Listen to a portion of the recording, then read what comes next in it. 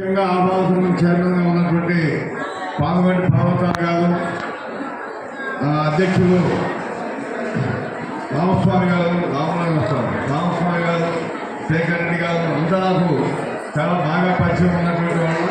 మేమంతా కలిసి ఉద్యోగంలో పనిచేసినటువంటి వాళ్ళం.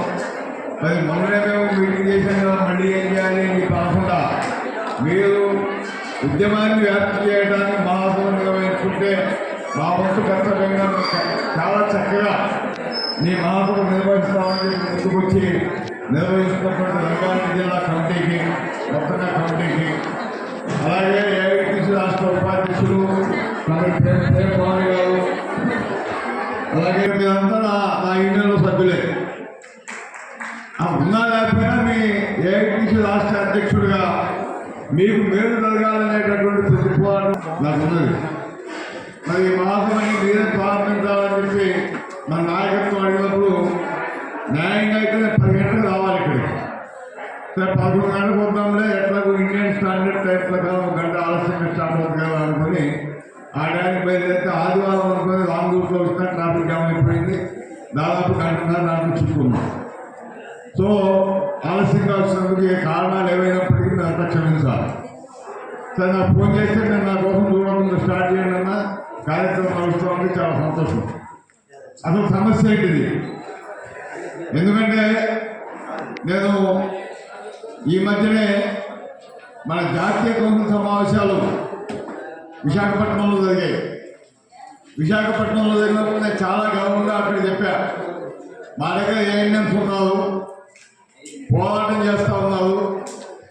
గత ప్రభుత్వం కూడా ఒక స్టెప్ దిగొచ్చింది, మాతో డైరెక్ట్గా మాట్లాడినాడు. మా ఏఎన్ఎంస్ ఎట్లాంటి వాళ్ళంటే అసలు మగవాళ్ళు సరిపోదు, పోలీసు వాళ్ళు కూడా భయపడి వాళ్ళు డైరెక్ట్గా నాతో మాట్లాడి అక్కడి నుంచి తీసుకొచ్చిన ఈ శివశక్తి ఉంది అని చెప్పి, వీళ్ళని వాళ్ళు చూస్తే పారిపోయిపోతుందని చెప్పి పోలీసు వాళ్ళు భయపడేటటువంటి ఒక పరిస్థితిని మన ఈ రాష్ట్రంలో ముఖ్యంగా హైదరాబాద్ నగరంలో కనిపించాం. హైదరాబాద్ నగరంలో ఏఎన్ఎంల ధర్నా కానీ ఏఎన్ఎంల కార్యక్రమం కానీ ఉందంటే పోలీసు వాళ్ళు డబల్ సిబుల్ 4 మంది వచ్చి నిలబడే పరిస్థితి మన యూనియన్ వాళ్ళకి కలిగింది. ఇది మా గౌరవం. అందరినీ మామూలుగా ఏదైనా సందర్భంలో అరెస్ట్ చేసినప్పుడు ఏం చేస్తారంటే అక్కడ తీసుకెళ్తారు. మగవాళ్ళైతేనే మధ్యాహ్నం దాకా కూర్చోబెడతారు, ఆడపిల్లలు అయితే ఒక 2 గంటల్లో వదిలిపెడతారు. మిమ్మల్ని వదిలిపెట్టారా? సాయంత్రం 7 గంటల దాకా కూర్చోబెట్టారు.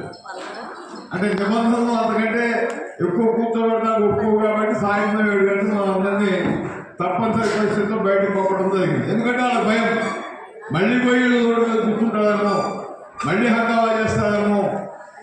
కానీ ఇలాంటి మిలిటెంట్ పోరాటాలు భయపడకుండా పోరాటాలు చేస్తేనే మన సమస్యల పరిష్కారం అవుతాయనేటటువంటి విషయాన్ని కూడా అందరూ అర్థం చేసుకోవాలా.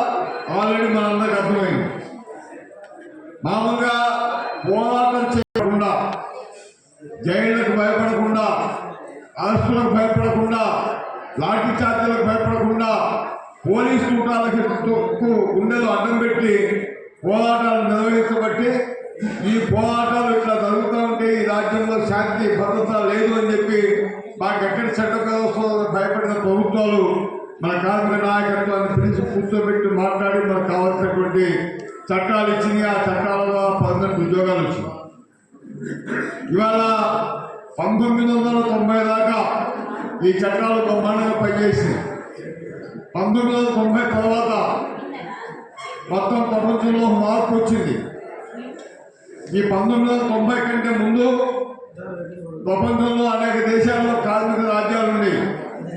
ఆ కార్మిక రాజ్యాలను కూడా భయపడినటువంటి దోపిడీ వర్గ రాజ్యాలు కొంత కార్మిక వర్గానికి కూడా కొన్ని హక్కులు ఇవ్వాలి తప్పదు, లేకపోతే ఆ దేశాల్లో లాగా ఇక్కడ కూడా కార్మిక రాజ్యం వస్తే మన అధికారం నిలబడదు అనే ఉద్దేశంతో సర్దుబాటు చేసుకుని మనకు హక్కులు ఇచ్చారు. 90 వరకు అన్ని దేశాల్లో ఉన్న కార్మిక రాజ్యాన్ని కూల్చివేయడంలో దోపిడీ వర్గాలు వాళ్ళు సక్సెస్ అయినారు, విజయం సాధించారు. ఆ తర్వాత మమ్మల్ని అడిగేవాడు ఎవరు లేడు. మిగతా దేశాల్లో ఉన్న కార్మిక చట్టాలు కూడా హాంపట్టని మింగేద్దామనే పద్ధతిలో మొత్తం భారతదేశంలో కార్మిక వర్గం పోరాడి సాధించుకున్న 44 కార్మిక చట్టాలను రద్దు చేస్తామని చెప్పి ఇప్పుడు మోడీ గారు నరేంద్ర మోడీ అంబానీకి వచ్చింది, అదానికి వచ్చింది, టాటావాడికి వచ్చింది. మొత్తం విమానాలన్నీ టాటావాడికి అప్పచెప్పేశాడు. అట్లా కంపెనీ వాడు అన్ని అంబానీకి అప్పచెప్పేస్తా ఉన్నాడు. అట్లాగే అదానికి విదేశాల్లో ఉన్నాడు. మన సంపద అంతా వాళ్ళకి దోచుపెడతా ఉన్నాడు. వాళ్ళకు వచ్చింది మంచి మనం ఎప్పుడు 8 గంటలు పని చేయాలని చట్టం ఉంటే 12 గంటలు పని చేయాలంటున్నాడు మోడీ. 8 గంటలు పని చేయాలంటే